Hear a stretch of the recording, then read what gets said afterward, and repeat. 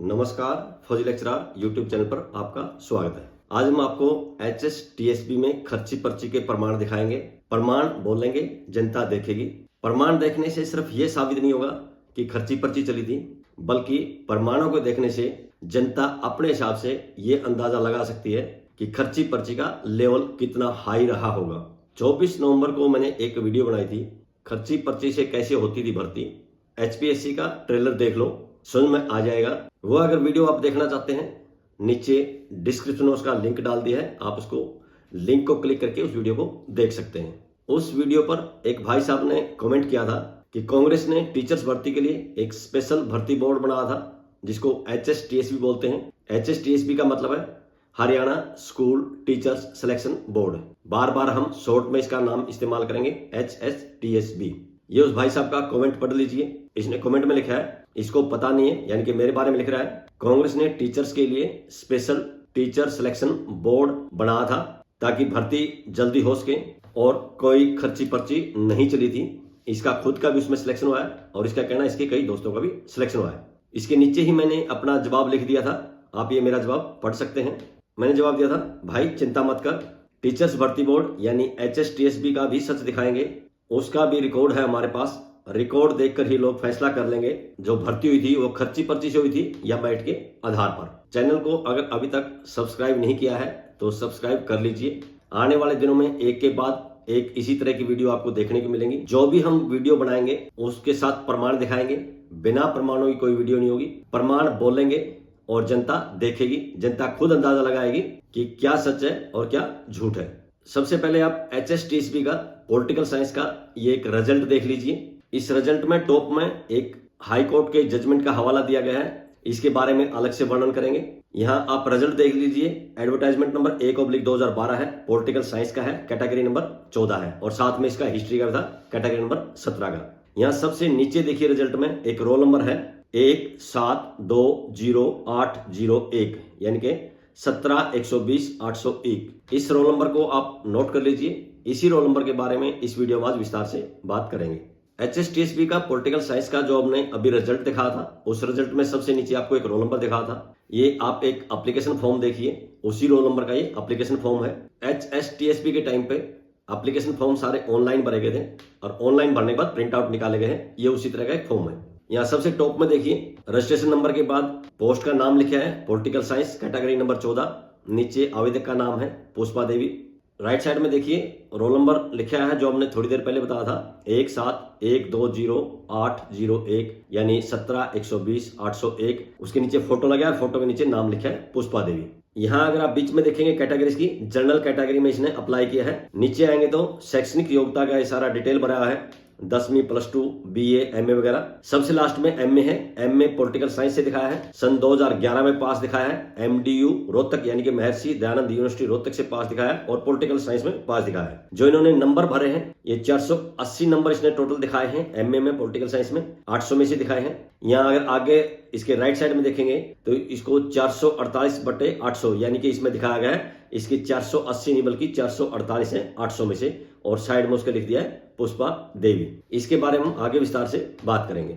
ये अगला डॉक्यूमेंट देखिए जिसकी हम बात कर रहे हैं पुष्पा देवी की, ये उसी की MA पॉलिटिकल साइंस की मास्टर डिग्री की फाइनल ईयर की मार्कशीट की फोटोकॉपी है जो हमें RTI से मिली थी। यहाँ टॉप में देखिए महर्षि दयानंद यूनिवर्सिटी रोहतक लिखा है। उसके नीचे आ जाइए तो देखा है master of arts final political science. फिर उसके नीचे लेफ्ट साइड में पुष्पा देवी इनका नाम लिखा है। राइट साइड में टोटल नंबर दिए हैं, कितने में से हैं, 100 के हैं चारों पेपर। और सबसे नीचे आकर जब देखेंगे तो बीच में तो हमने गोलदारा लगाया गया है, ये इसके नंबर दिखाए गए हैं 218, और आगे उसके नीचे 2 कट कर दिए गए हैं। ये 218 कब के हैं, ये फाइनल ईयर के हैं, और उसके नीचे जो कट किए गए हैं वो फर्स्ट ईयर के 182 थे। 218 और 182 जोड़ के दोनों 400 बनते थे, यानी कि 182 को और इसको पेन के साथ छुपा दिया गया है और 400 में से हैं। नीचे इसकी डेट्स देख सकते हैं लेफ्ट साइड में, सितंबर 23 2011, यानी कि 23 सितंबर 2011 को ये मार्कशीट थी, यानी कि जब पुष्पा देवी ने अप्लाई किया उसमें इसके नंबर दिखाए गए हैं। इसका आगे विस्तार से हम बात करेंगे। ये एक और डॉक्यूमेंट देखिए, ये भी RTI से मिला है, ये भी पुष्पा देवी का ही है। यहाँ इसके टॉप में लिखा है महर्षि दयानंद यूनिवर्सिटी रोहतक। उसके नीचे लिखा है MA फाइनल पॉलिटिकल साइंस, फिर नाम लिखा है पुष्पा देवी। इसके नीचे इसके सब्जेक्ट आ जाइए, मार्कशीट में नीचे अगर देखेंगे इसके प्रीवियस ईयर यानी कि फर्स्ट ईयर में 219 दिखाया है, दोनों जोड़ के फाइनल के इसके 431 दिखाया है 800 में से। और नीचे अगर हम देखेंगे सबसे नीचे आगे देखेंगे यहाँ डेट लिखी हुई है 7/1/13 यानी कि 7 जनवरी 2013। इसके बारे में भी आगे विस्तार से हम बताएंगे। HSTSB का ये एक और डॉक्यूमेंट देखिए, ये भी एक एप्लीकेशन फॉर्म है, ये इंग्लिश का है यानी कि इंग्लिश के जो PGT लगाए थे उनका है। यहाँ टॉप में रजिस्ट्रेशन नंबर के बाद लिखा है किस पोस्ट के लिए अप्लाई किया गया है, PGT English category number 12। Applicant का नाम लिखा गया है रेखा गुप्ता। यहाँ राइट में अगर देखेंगे इनका रोल नंबर है 12156162 यानी कि 12 15 61 62। और यहाँ बीच में देखेंगे इन्होंने भी जनरल कैटेगरी में अप्लाई किया गया है। यहाँ नीचे आके देखेंगे इनके ये एकेडमिक के नंबर दिखाए गए हैं, 10वीं +2 BA MA। यहाँ MA इंग्लिश दिखाया गया है, सन 2000 में दिखाया गया है, कुरुक्षेत्र यूनिवर्सिटी से दिखाया गया है। और जो नंबर दिखाए गए हैं वो 417 दिखाए गए हैं, कितने में से 500 में से। इसको आप नोट कर लीजिए। ये अगला डॉक्यूमेंट देख लीजिए जो अभी हम बात कर रहे थे PGT इंग्लिश की, ये उसी की MA फाइनल ईयर की मार्कशीट है। यहाँ ऊपर टॉप में लिखा है कुरुक्षेत्र यूनिवर्सिटी। यहाँ नीचे आप देखेंगे मास्टर ऑफ आर्ट्स इंग्लिश का दिया है, फाइनल ईयर दिया है, नाम दिया है रेखा गुप्ता, नीचे नंबर दिखाए गए हैं। यहाँ बीच में अगर आप देखेंगे तो हमने उसको रेड से राउंड कर दिया है 204 213 यानी कि फर्स्ट ईयर में 204 थे, फाइनल में 213 थे, टोटल मिला के 417 हो गए। और यहाँ राइट साइड में दिया है फर्स्ट ईयर भी 400 में से थी और सेकंड ईयर भी 400 में से थी, टोटल 800 में से। सबसे नीचे आगे देखेंगे आप लेफ्ट साइड में यहाँ डेट लिखी है अगस्त 16 2005 यानी कि 16 अगस्त 2005 की डेट इस पर पड़ी हुई है। इससे पहले जो हमने डॉक्यूमेंट दिखाया था ये इसका एप्लीकेशन फॉर्म, उसमें इन्होंने एप्लीकेशन फॉर्म में जो नंबर दिखाए गए थे MA में इंग्लिश में वो 417 नंबर दिखाए थे, 417/500 लिखा था यानी कि 500 में से 417 नंबर इन्होंने दिखाए थे। जबकि इनकी मार्कशीट क्या बोलती है 800 में से 417 है। अगर आप क्राइटेरिया भी ध्यान देंगे HSTSB का क्राइटेरिया, ये आपको क्राइटेरिया दिखा देते हैं, HSTSB का क्राइटेरिया है। यहाँ एकेडमिक क्वालिफिकेशन को तवज्जो दी गई है और जो मास्टर डिग्री है उसके एक परसेंटेज ली गई है। यहाँ अगर आप एप्लीकेशन फॉर्म में परसेंटेज हाई करके दिखा देंगे तो जब क्राइटेरिया के अनुसार उसकी परसेंटेज में से परसेंटेज निकालेंगे तो आपके एकेडमिक के जब नंबर होंगे वो ऑटोमेटिकली हाई हो जाएंगे, मेरिट लिस्ट में आप ऑटोमेटिकली आ जाएंगे। जो ये PGT इंग्लिश का है रेखा गुप्ता का, इसका किसी अलग वीडियो में वर्णन करेंगे। आज हम सिर्फ पॉलिटिकल साइंस का इसमें विश्लेषण करेंगे। ये सब प्रमाण देखने के बाद आपके दिमाग में एक सवाल आया होगा कि जब इतने सारे प्रमाण हैं जिससे साबित होता है कि खर्ची पर्ची चली थी और खर्ची पर्ची का लेवल भी बहुत हाई रहा होगा, फिर उस समय के उम्मीदवारों ने हाई कोर्ट में केस क्यों नहीं फाइल किया। यहाँ मैं आपको बताना चाहता हूँ कोर्ट का नाम बहुत छोटा है, काम बहुत टेढ़ा है। जब आप कोर्ट में जाएंगे तब आपको ये समझ में आएगा। कोर्ट के फैसले के ऊपर भी आगे आने वाले समय में हम आपको कई वीडियो में दिखाएंगे, प्रमाण दिखाएंगे कि होता क्या है, फैसले कैसे आते हैं। आपको यह महसूस होने लगेगा कि गरीब आदमी के लिए इस देश में न्याय पाना मुश्किल ही नहीं, असंभव है। वो आगे आने वाली वीडियो में आपको देखने को मिल जाएगा। एक कोर्ट के फैसले का पहला पेज देख लीजिए। HSTSB की जो भर्ती थी उसके खिलाफ डाली गई ये याचिकाएं हैं। अलग अलग सब्जेक्ट के लोगों ने ये याचिकाएं डाली थी। कुल 65 याचिकाएं इसमें डाली गई हैं। सबसे पहले जो याचिका डाली गई थी वो जींद निवासी एक जगबीर सिंह है, उन्होंने डाली थी। उनका शेड्यूल P नंबर है 11736 यानी कि 11736 ऑफ 2013। रिजल्ट आते ही इन्होंने ये डाल दी थी। बाकी सारी इसके साथ ये कनेक्टेड एप्लीकेशन है। इसका जो जजमेंट आया था वो 15 फरवरी 2016 को आया था। अब आपको लगता होगा जब इतने सारे प्रमाण थे याचिकाकर्ता के पक्ष में आया होगा, लेकिन ऐसा नहीं है। मैं फिर याद दिलाता हूं कोर्ट का नाम बहुत छोटा है, काम बहुत टेढ़ा है। ये जजमेंट के लास्ट से पहला पेज देख लीजिए।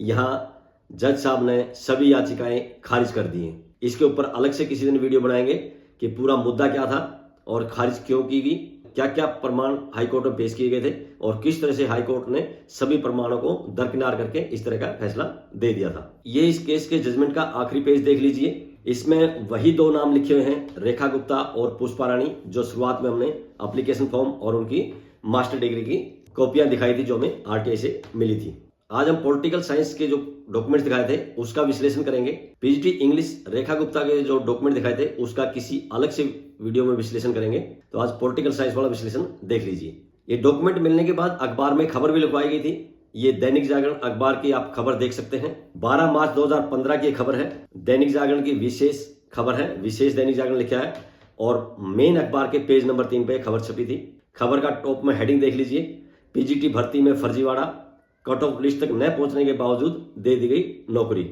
ये रवि हसीजा जी ने बनाई गई थी। रवि हसीजा जी जींद दैनिक जागरण में काम करते थे। कोर्ट के जजमेंट वगैरह जब उनको बताए जाते थे, उनको आसानी से समझ में आ जाते थे, डॉक्यूमेंट दिखाए जाते थे, आसानी से समझ में आ जाते थे और इस तरह की खबरें आसानी से बना देते थे। यहाँ हम रवि हसीजा जी का एक बार फिर हार्दिक धन्यवाद करते हैं। जो मैंने बताया था वही सब बातें इसमें लिखी हुई है। आप देख सकते हो कि एक ऐसे उम्मीदवार को नौकरी पर लगा दिया गया है जो इंटरव्यू तक भी पहुंचने लायक नहीं था। 18 जनवरी 2014 को उसको नियुक्ति पत्र भी जारी कर दिया गया है और ये सारी जानकारी किससे मिली? आरटीआई से हमें मिली है। शिक्षक भर्ती बोर्ड ने विज्ञापन संख्या 1/2012 द्वारा पीजीटी की भर्ती निकाली थी जो स्कूल कैडर की थी। उसका जो विज्ञापन दिया था वो 8 जून 2012 को आवेदन करने के लिए दिया था। आखिरी तारीख थी 28 जून 2012 को। बाद में 2 सप्ताह के लिए वो आखिरी तारीख बढ़ा दी गई थी, यानी कि जुलाई 2012 तक हो गई थी। भिवानी निवासी एक पुष्पा देवी जिन्होंने पॉलिटिकल साइंस में सामान्य श्रेणी में आवेदन किया था, जिसका रोल नंबर है 17120801, यानी कि 17120801। भर्ती बोर्ड ने पीजीटी राजनीतिक विज्ञान के लिए जिन उम्मीदवारों को इंटरव्यू के लिए बुलाया गया था वो 56% या उससे अधिक पाने वाले उम्मीदवारों को बुलाया गया था। जबकि पुष्पा देवी ने अपनी जो एमए की मार्कशीट लगाई है महर्षि दयानंद यूनिवर्सिटी रोहतक की, उसमें उसने 800 में से 480 अंक दिखाए हैं, जो मैंने पहले उसमें दिखाया था। बाद में बोर्ड ने 800 में से 480 की बजाय 800 में से 448 दिखा दिया गया है। जबकि उसकी जो एमए की मार्कशीट है जो शुरुआत में हमने दिखाई थी उसमें 800 में से उसके 400 अंक ही बनते हैं, क्योंकि उसके अंतिम ईयर में 218 नंबर थे और फर्स्ट ईयर में 182 थे जो मार्कशीट में नीचे काट दिए गए थे।